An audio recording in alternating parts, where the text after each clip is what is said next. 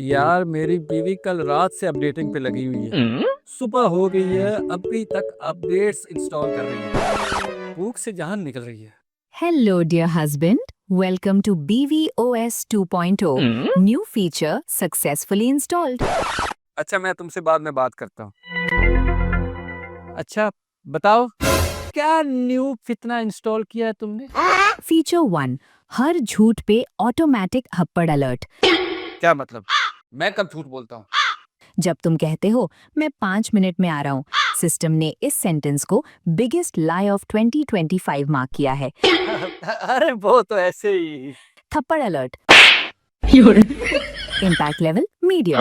तुम्हारी हरकत के हिसाब से सॉफ्ट था। ये सॉफ्ट था? ये क्या घटिया फीचर इंस्टॉल कर लिया? डिलीट करो इसको। एरर 404। बीवियों का एटीट्यूड डिलीट नहीं होता, सिर्फ अपग्रेड होता है और हर अपडेट में हस्बैंड की वाट लगती है।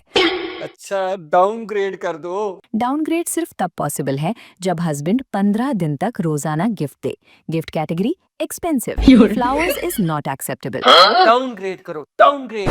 Calculating husband's bank balance, result financially disturbed account detected, इसलिए डाउनग्रेड रेकमेंड नहीं करती।